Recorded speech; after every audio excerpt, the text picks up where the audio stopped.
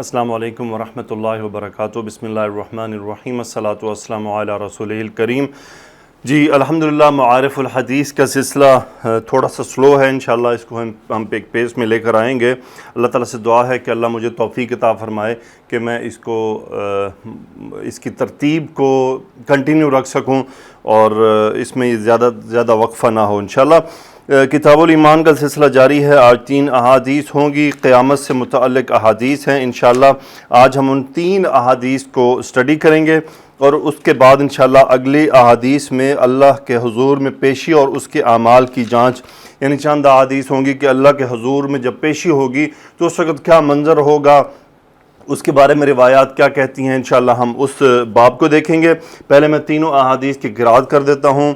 بسم اللہ الرحمن الرحیم۔ عن المقداد رضی اللہ عنہ قال سمعت رسول اللہ صلی اللہ علیہ وسلم یقول تدنی الشمس یوم القیامت من الخلق حتی تکون منہم کمقدار میل فیکون الناس على قدر اعمالهم في العرق فمنهم من يكون الى قعبيه ومنهم من يكون الى ركبتيه ومنهم من يكون الى حقوتيه ومنهم من يلجمهم العرق الجاما واشار رسول الله صلى الله عليه وآله وسلم بيده الى فيه رواه مسلم 7206۔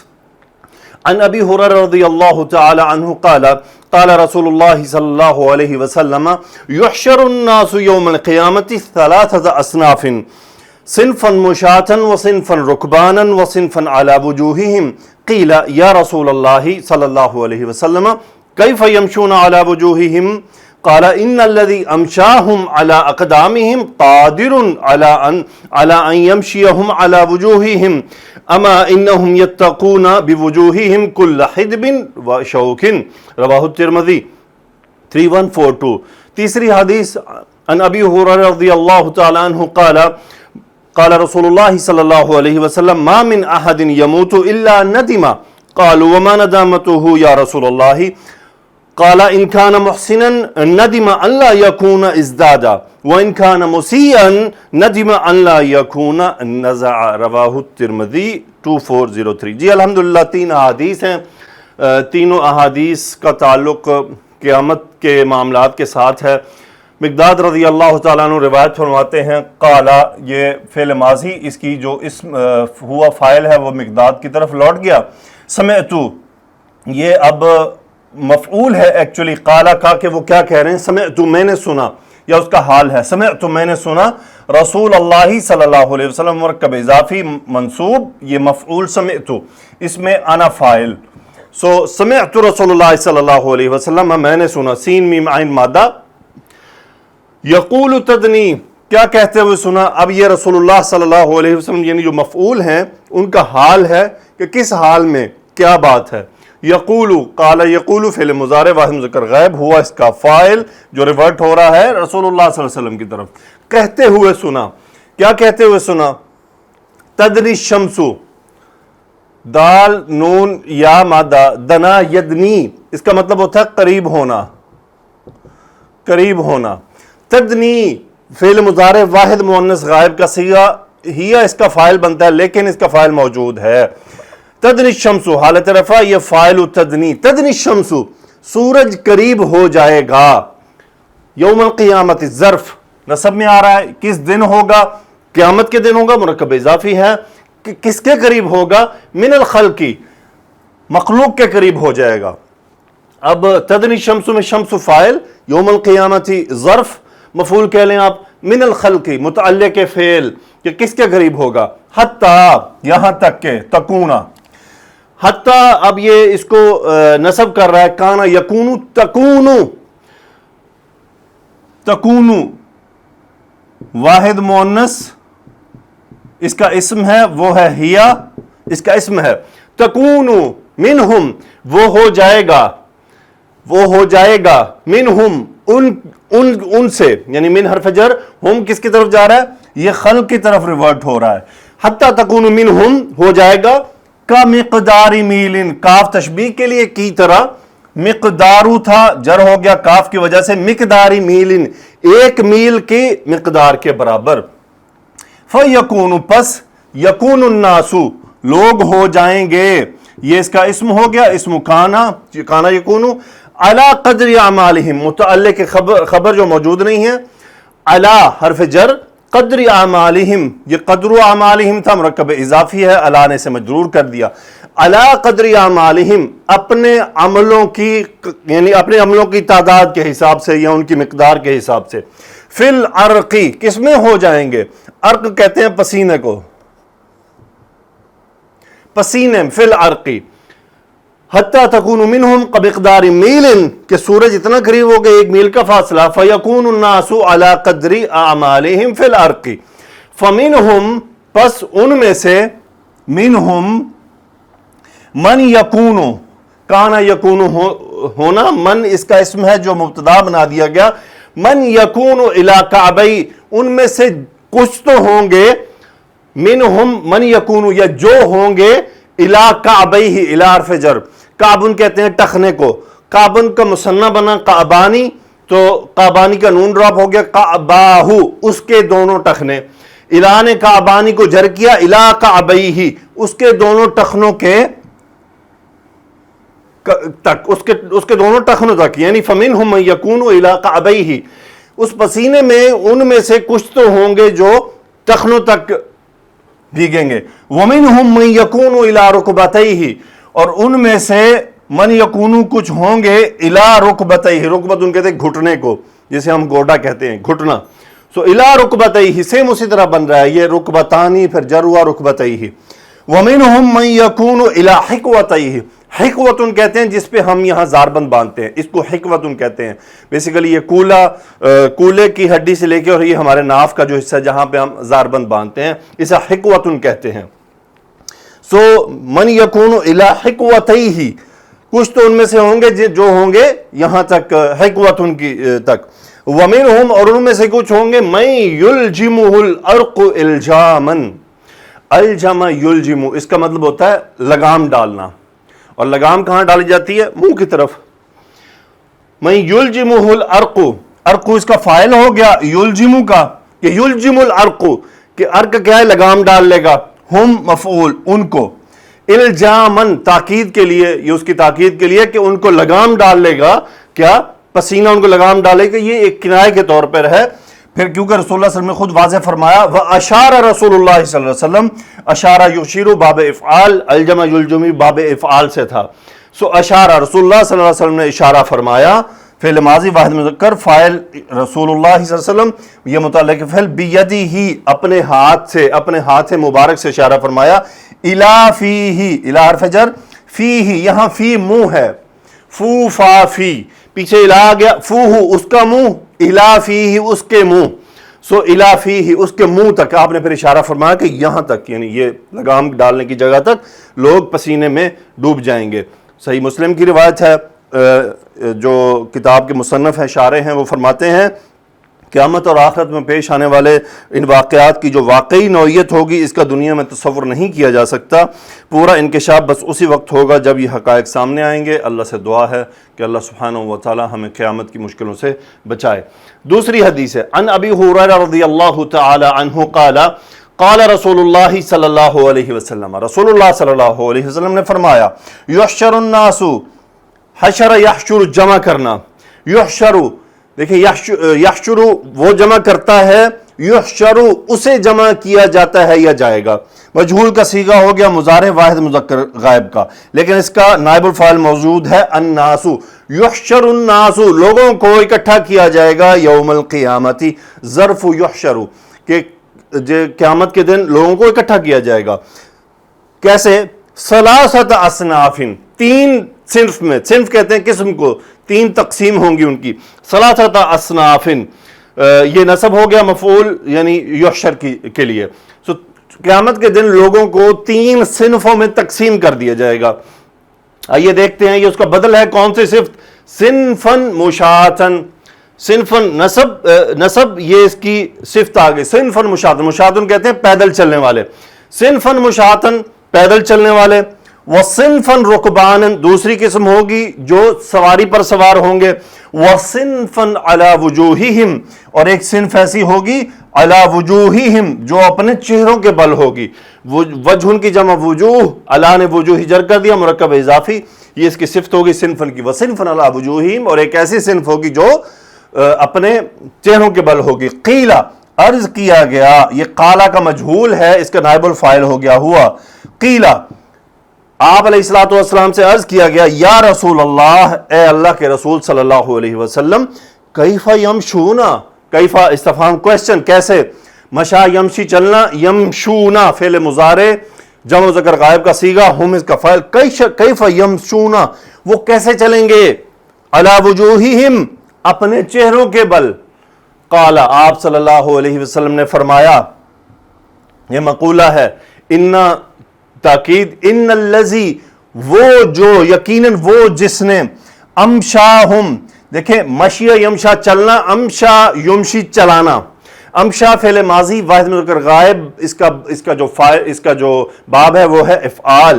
امشاہم، ہم مفعول، وہ جو جس نے انہیں چلایا، علی اقدامہم ان کے قدموں پر، علی حال سے حرف جر، قدم کی جمع اقدام، علی اقدامہم ان کے قدموں پر، قادر قدرت رکھتا ہے.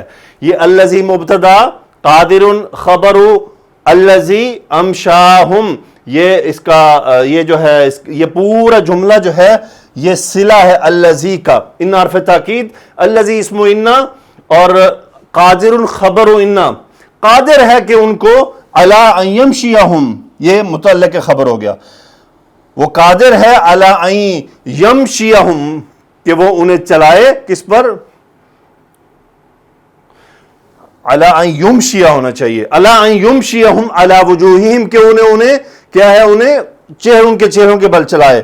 اما جان لو، تاکہ تنبیہ، انہم یتقون، اتقا یتقی ڈرنا بچنا. دیکھیں اب یہاں پہ معنی ہے کہ تقوی کیا ہوتا ہے. انہم، ہم مبتدا، ان حرف تاکید، انہم یعنی اسم انہم یہ خبر ہے، یتقون وہ بچیں گے، یہاں پہ بچنے کا میننگ ہے یتقون بوجوہہم وہ اپنے چہروں کے ساتھ بچیں گے. یہ مرکب اضافی ہے، بحرف جار مجرور بن گیا، متعلق فعل ہو گیا. کل ظرف، کل حدب ہر چھوٹی موٹی چٹان، جو چھوٹے چھوٹے جسے ہم کہتے ہیں چھوٹے سے ٹیلے آگے رستے میں جو اتار چڑھاؤ ہوتا ہے، حدبن کہتے ہیں اسے. کل حدب و شوکن، شوکن کہتے ہیں کانٹا، اردو میں شوق شوق ہے، عربی میں شوق کاف کتاب والا یہ کانٹا ہوتا ہے. کل حدب و شوکن یعنی ہر کانٹے اور چھوٹے موٹے ٹیلوں سے وہ اپنے چہروں کے ذریعے بچیں گے. دیکھیں جی تقوی کی ڈیفینیشن بھی آ گئی. تقوی کا مطلب ہوتا ہے بچنا، بچنا یعنی ایک ہوتا ہے ہم کہتے ہیں اللہ سے ڈرنا، اس کا جو اندر ہڈن میننگ ہے بچنا. کس سے بچنا؟ گناہوں سے بچنا. جیسے ہم جا رہے ہوتے ہیں نا روڈ پہ، پیدل چل رہے ہوتے ہیں، یا حتیٰ کہ گاڑی میں بھی جاتے ہوئے لوگ کیا ہے کناروں سے بچاتے ہیں، گاڑی ڈیمیج نہ ہو جائے، درختوں سے بچاتے ہیں، لوگوں سے بچاتے ہیں. تو یہ جو بچانا ہوتا ہے، جو بچاؤ کا جو طرز عمل ہے، اسے تقوی کہتے ہیں. اب اسلامی اصطلاح میں یہ تقوی کیا ہے کہ اپنے آپ کو گناہوں سے بچانا. ہمارے ارد گرد گناہ پھیلے ہوئے ہیں، فتنے پھیلے ہوئے ہیں. متقی وہ ہوتا ہے جو ان میں سے بچتا بچاتا گزر جائے، اسے کہتے ہیں متقی. نمازی آدمی کو متقی نہیں کہا جائے گا کہ جی نمازیں پڑھتا بڑا متقی. متقی گناہوں سے بچنے والا، گناہوں سے بچنے والا اسے متقی کہتے ہیں. کہ ہمارے درمیان ایک آدمی بیٹھا ہے، وہ گالم گلوچ پسند نہیں کرتا، وہ غیبت نہ کرتا ہے نہ سننا چاہتا ہے، وہ نہ جھوٹ بولتا ہے نہ جھوٹ سننا چاہتا ہے، ہم کہیں گے یہ متقی ہے، یہ آدمی متقی ہے. صرف نمازیں پڑھنے والے کو متقی نہیں کہا جائے گا. تقوی ہوتا ہے گناہوں سے بچنا، گناہوں سے اجتناب کرنا، بچنا. اور وہ بچ کیوں رہا ہے؟ فائنلی وہ بچ کسی وجہ سے رہا ہے، وہ اللہ سے ڈرتا ہے، وہ اللہ کی ناراضگی سے ڈرتا ہے، وہ اس لیے ان گناہوں سے بچ کر چلتا ہے، وہ تقوی اختیار کر رہا ہے. کیوں؟ اسے معلوم ہے کہ ایک دن اسے اللہ سبحانہ و تعالیٰ کے آگے پیش ہونا ہے. اللہ سے دعا ہے کہ اللہ سبحانہ و تعالیٰ ہمیں روز قیامت میں ان مشکلوں سے بچائے. 3 صنفیں ہیں. کون سی صنف ہے؟ ایک تو پیدل چلنے والی عام مسلمان، اور رکبانن جو سفر کرنے والے جو سوار ہوں گے وہ خاص مسلمان ہوں گے، خاص مومن ہوں گے، خاص ایمان والے ہوں گے، اس میں انبیاء، شہداء اور اولیاء اللہ بھی اس میں موجود ہوں گے۔ اللہ تعالیٰ سے دعا ہے کہ اللہ سبحانہ و تعالیٰ ہمیں ان تمام مشکلات سے بچنے کی توفیق عطا فرمائے، اور اللہ تعالیٰ ہمیں ان میں سے نہ کر دے کہ جو سروں کے بل چلائے جائیں گے۔ تیسری حدیث، ما قال رسول اللہ صلی اللہ علیہ وسلم، رسول اللہ صلی اللہ علیہ وسلم نے فرمایا، ما من احد یموت الا ندیمہ۔ ما اور الا کا جو کمبینیشن ہے، نہیں، ما نہیں ہے، من احد کسی میں سے بھی، یموت ماتا یموت مرنا، ما من احد یموت کوئی بھی نہیں ہے جو مرتا ہے، فعل مضارع ماتا یموت، الا سوائے اس کے کہ ندیمہ ندامت ہوتی ہے اسے، کوئی بھی نہیں مرتا سوائے اس کے کہ وہ ندامت ہوتی ہے اسے۔ ندیمہ فعل ماضی واحد مذکر غائب کا صیغہ، ہوا اس کا فاعل، یعنی جو بھی آدمی مرتا ہے، مرنے والا ہوتا ہے، وہ اسے ندامت ضرور ہوتی ہے۔ قالو صحابہ کرام نے عرض کیا، فعل ماضی واحد جمع مذکر غائب ہم فاعل، انہوں نے عرض کیا وما ندامتہ، ما استفہامیہ کوسچن، ندامتہ اسم ما مضاف مضاف الیہ، وما ندامتہ، اے اللہ کے رسول صلی اللہ علیہ وسلم، وما ندامتہ، اس کی ندامت کیا ہے یا رسول اللہ صلی اللہ علیہ وسلم؟ قال، آپ علیہ السلام نے فرمایا، ان شرطیہ کان محسنا، ان کانا، کانا کا اسم ہوا، اگر وہ محسن ہے، احسان کرنے والا ہے، نیکی کرنے والا ہے، یہ خبر کانا ہو گئی۔ ندیمہ، اسے ندامت ہوئی، ان کس بات کی؟ لا، ان لا کا مطلب ہے کیوں نہ، یکونا، ان لا یکونا، کیوں نہ وہ ہو گیا ازدادا، یعنی کیوں نہ اس نے زیادہ نیکیاں کی۔ ازدادا فعل ماضی واحد مذکر غائب، ازدادو تھا ان کی وجہ سے، سو ازدادا نہیں، ان ٹھیک ہے، ان لا یکون، یکون ان کی وجہ سے ان مصدریہ ہے کہ ان لا یکون ازدادا، اس نے زیادہ کیوں نہ کیا۔ وَإِن كَانَ مُسِيئًا، ان شرطیہ، کانا ناقص، مسیئن خبر کانا، وَإِن كَانَ مُسِيئًا، مسیئن ہوتا ہے گناہ کرنے والا، وَإِن كَانَ مُسِيئًا، اگر تو وہ ہے گناہ کرنے والا، ندیمہ، وہ بھی ندامت، اسے بھی ندامت ہوئی۔ ان لا یکون نزع، ان لا یکون سیم وہی ہے، نزع کا مطلب اتارنا، فعل ماضی واحد مذکر غائب کا صیغہ، ان لا یکون نزع، اس نے کیوں نہ اتارا، مطلب یہ ہے کہ اس نے کیوں نہ گناہ چھوڑ دیا، کیوں نہ گناہ ترک کر دیا، اور کیوں نہ توبہ کی۔